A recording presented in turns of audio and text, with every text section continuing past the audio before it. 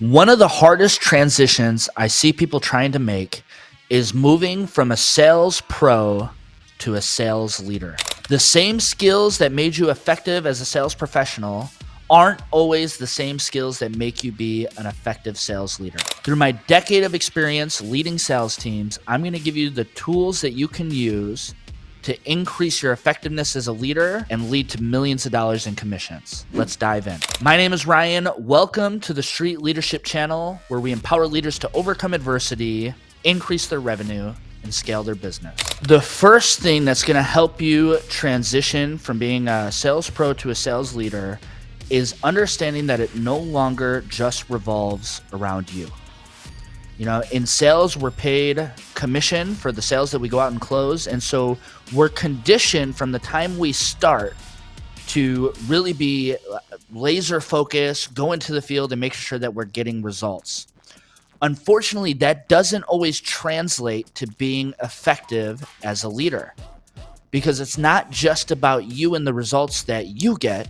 It's about the results that you're able to help the people around you get. And so one of the biggest things is making the shift from me to a we. The first one is to make sure that you're going directly to the field. A lot of times when we're just sales pros and we don't have people relying on us, it's easy to get caught up in, having errands to run, going and grabbing a long lunch, and not having the same intensity of getting to the field to start making money. But the most important job that you have as a sales leader is to make sure that your team is making money. If your team is making money and they're making thousands of dollars a week, they're likely never going to leave you. Another important key is to start being responsible for setting team goals. We know that when people have something that they're moving towards or aiming towards, they're much more likely to achieve it rather than just kind of going through the day and winging it.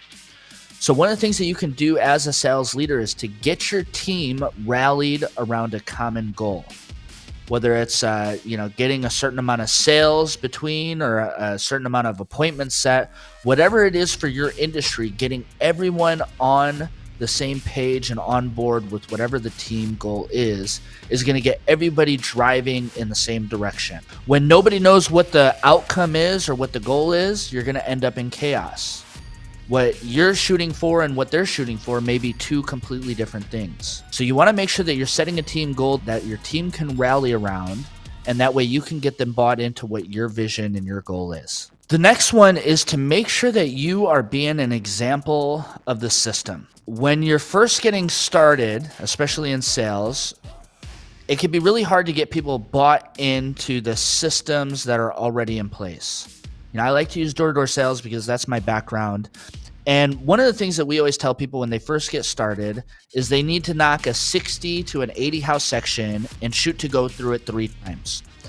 And this is one of the biggest barriers that I see when people are first getting started is they don't understand why they would be going back to the same houses they already knocked on. And so when you're making that transition to being a sales leader, you have to be the example of the system, right? And that could be from being there on time, being prepared, making sure that you have your territory planned out the day before, making sure that you're working a full day. They have to be able to follow you and know that if they followed you, they would be successful. If every day you're trying to go out and you're just trying to wing it, what happens is that starts to erode their trust and faith in the opportunity. And once they start to lose their faith in the opportunity, eventually they're going to be on their way of leaving the business. The biggest frustration I see for sales leaders or really sales pros that are trying to become sales leaders is they feel like they're taking people out, and unfortunately they're not doing these things. And these people that they're taking out to the field, they end up just quitting. And what that makes you feel like as a sales leader, when people are coming and you feel like you're training them for a couple of days and then they're leaving you, is you start to get really, really frustrated with the results, and it gets you almost burned out on training people. And so ultimately you have to understand that the system is what drives the results. And if you just are the example of the system and you plug them into the system, Let the system be the thing that generates the results for them.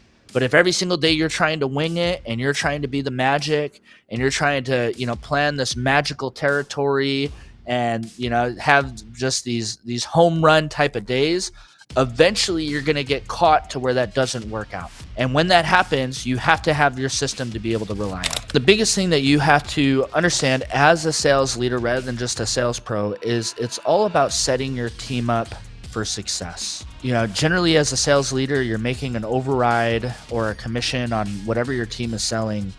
And so the bigger your team and the more people you have on your team, ultimately the more money you're going to make. And so the key is, how do I make sure that everybody is in a position to be successful and in a position to win? You want to make sure that you're kind of being the one that's setting them up for success, making sure that they're in an area that they can work with their permits, that they're not getting kicked out by the police, that they have all of the tools and the things that they need in order to be successful.